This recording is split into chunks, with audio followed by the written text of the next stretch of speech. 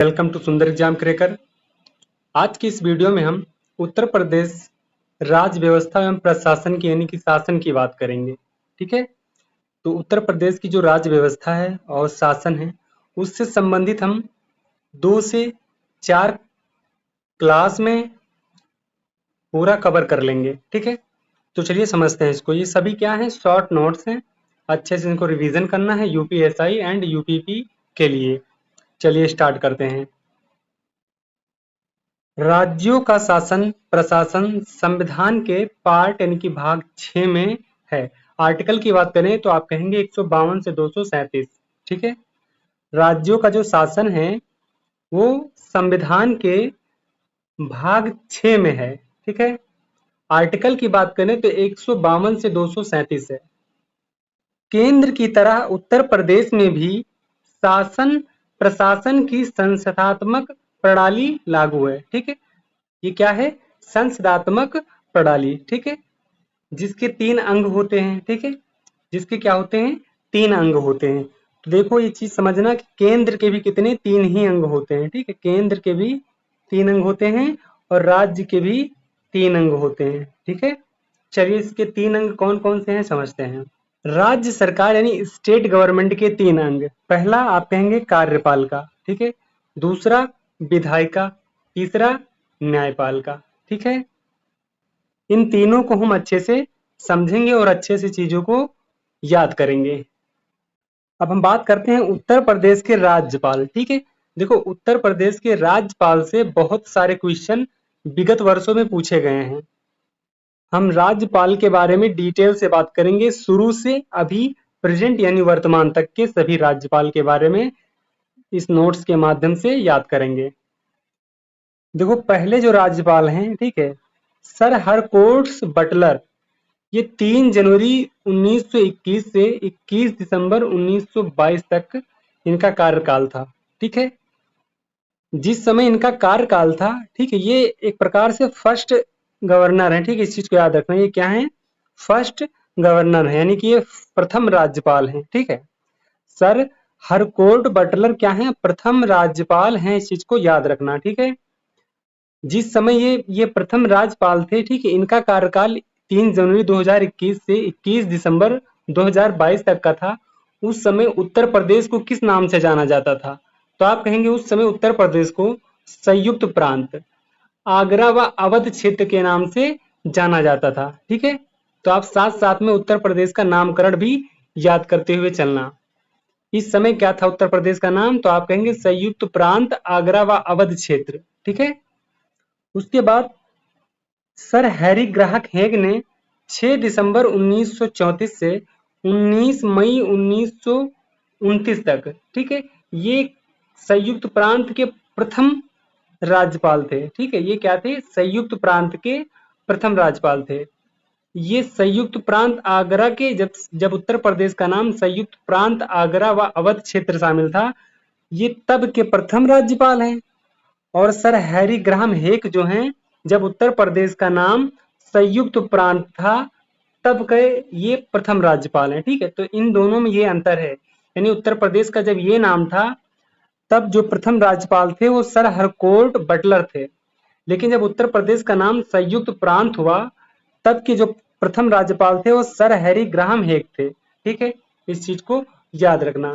फिर एक क्वेश्चन पूछा जाता है एग्जाम में कि स्वतंत्र भारत की पहली महिला राज्यपाल कौन है? यानी जब भारत स्वतंत्र हुआ था, यानी 15 अगस्त 1947 को ही तो भारत स्वतंत्र हुआ है।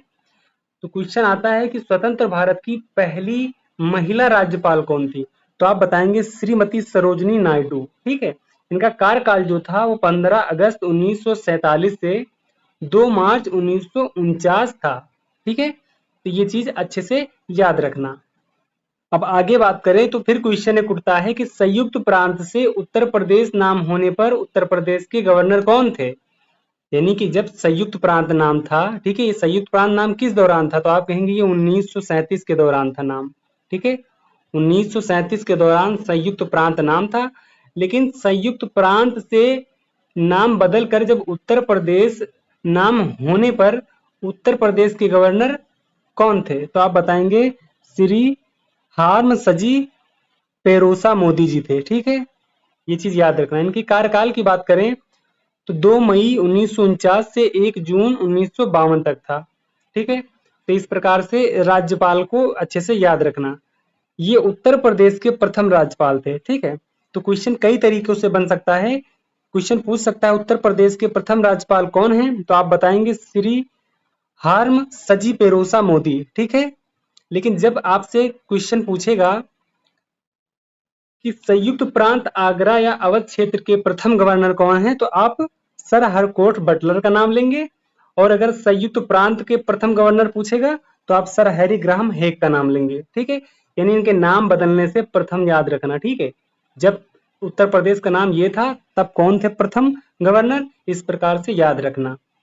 फिर क्वेश्चन पूछता है कि उत्तर प्रदेश के प्रथम राज्यपाल, तो आप बता देंगे, लेकिन एग्जाम में क्वेश्चन पूछा गया है कि उत्तर प्रदेश के द्वितीय राज्यपाल कौन थे। ठीक है, तो आप कहेंगे जो द्वितीय राज्यपाल हैं वो श्री कन्हैया लाल मणिकलाल मुंशी हैं। ठीक है, ये इंपॉर्टेंट है। ठीक है, ये इंपॉर्टेंट याद रखना।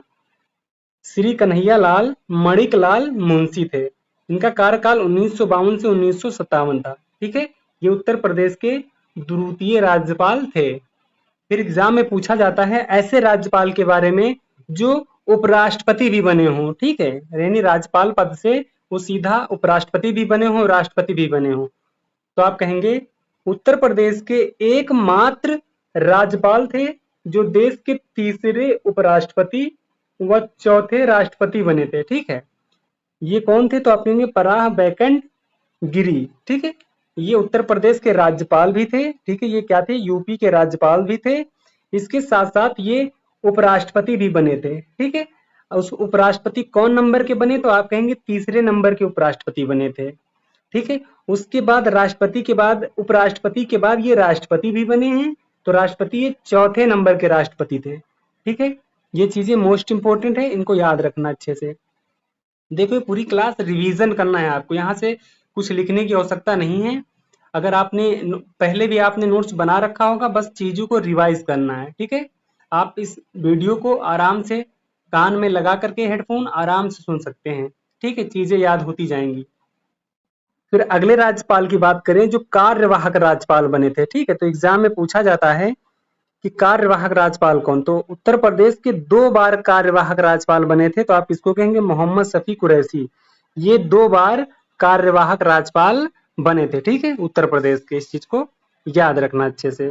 ठीक है, अब फिर क्वेश्चन आपने ये भी याद रखना है कि वर्तमान राज्यपाल कौन है। ठीक है, क्योंकि एग्जाम में ये भी पूछा जा सकता है कि वर्तमान राज्यपाल कौन है, तो आप बताएंगे जो वर्तमान राज्यपाल हैं वो आनंदीबेन पाटिल हैं। ठीक है, ये आनंदीबेन पाटिल जी हैं, इस चीज को याद रखना।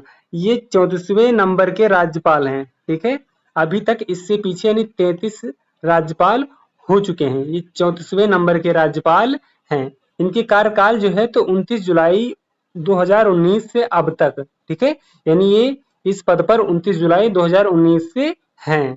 ठीक है, सबसे अधिक समय तक उत्तर प्रदेश के राज्यपाल ये हैं, यानी कि उत्तर प्रदेश में सबसे अधिक जो कार्यवाहक थे तो ये हैं वर्तमान राज्यपाल, जिन्हें आनंदीबेन पाटिल कहते हैं। ठीक है, ये सबसे ज्यादा यहाँ पर कार्य किए हैं। ठीक है, फिर अब देखो यहाँ पे राज्यपाल के बारे में थोड़ा जानते हैं। ठीक है, आप कहेंगे यहाँ पे राज्यपाल के बारे में थोड़ा समझते हैं। ठीक है, राज्यपाल के बारे में कुछ आयोग हैं। ठीक है, कुछ आयोग हैं जिन्होंने राज्यपाल के लिए कुछ सिफारिशें की हैं। ठीक है, सरकारिया आयोग 1983, सरकारिया आयोग 1983। इस आयोग ने राज्यपाल की नियुक्ति के समय निम्नलिखित पहलुओं को ध्यान में रखने की सिफारिश की थी। ठीक है, वो कौन कौन से पहलू हैं, तो आइए हम समझते हैं कौन कौन से पहलू हैं। ठीक है, तो आप कहेंगे उसे राज्य से बाहर का व्यक्ति होना चाहिए। ठीक है, यानी वो उस राज्य का व्यक्ति ना हो जिस राज्य का उसे राज्यपाल बनना है। ठीक है, वह राज्य में दलीय राजनीति एवं स्थानीय राजनीति से संलग्न ना हो। ठीक है, वह विगत कुछ वर्षों से सक्रिय राजनीति से दूर रहा हो, यानी वह राजनीति से क्या हो, दूर रहा हो। ठीक है, आर्टिकल 356 का प्रयोग अत्यंत विषम परिस्थिति में संयमित तरीके से केवल अंतिम उपाय के रूप में ही किया जाना चाहिए। ऐसी सिफारिशें किस समिति की हैं? तो आप कहेंगे सरकारिया समिति की ऐसी सिफारिशें हैं। राज्यपाल की नियुक्ति के दौरान मुख्यमंत्री से परामर्श करने की प्रक्रिया को संविधान में शामिल किया जाना चाहिए। ठीक है, यानी राज्यपाल की जो नियुक्ति होनी है, नियुक्ति के दौरान मुख्यमंत्री से परामर्श करने की जो प्रक्रिया है उसको संविधान में शामिल किया जाना चाहिए। ठीक है, ऐसी सिफारिश सरकारिया आयोग ने दी है। सरकारिया आयोग कौन सी? तो आप कहेंगे 1983।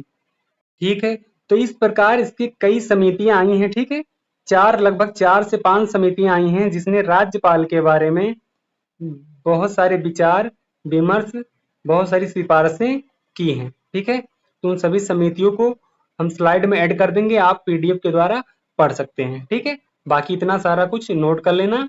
अब बाकी मिलते हैं हम अगली वीडियो में इससे आगे का रिवीजन करने के लिए। ठीक है, देखो इस क्लास में और इस चैनल में आप जुड़ जाइए क्योंकि आपको कंप्लीट नोट्स का यहाँ पे रिवीजन आपको मिलेगा। ठीक है, आप अगर पढ़ाई कर चुके होंगे या आपने पढ़ाई नहीं भी की होगी तो लास्ट समय में आप इन चीजों को रिवीजन कर सकते हैं।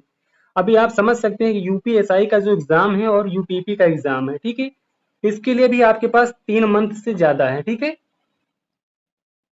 3 मंथ के आसपास यानी अप्रोक्स हम कह सकते हैं आपके पास समय है। इस 3 मंथ में हम रिवीजन कर लेंगे। ठीक है, यूपी जीके का रिवीजन कर लेंगे हम। ठीक है, पॉलिटी का भी रिवीजन कर लेंगे हम। ठीक है, इंपॉर्टेंट मैथ के जो क्वेश्चन आते हैं चैप्टर वाइज उनके भी हम रिवीजन कर लेंगे। ठीक है, उसके बाद हम हिस्ट्री की भी रिवीजन कर लेंगे, हिस्ट्री। ठीक है, अगर कोई सब्जेक्ट कंप्लीट नहीं हो पाएगी तो उसका हम आपको पीडीएफ दे देंगे। ठीक है, पीडीएफ प्रोवाइड कर देंगे तो आप वहां से उसका रिवीजन कर सकेंगे। इस चीज को अच्छे से याद रखना तो आपका बहुत अच्छे से रिवीजन हो जाएगा।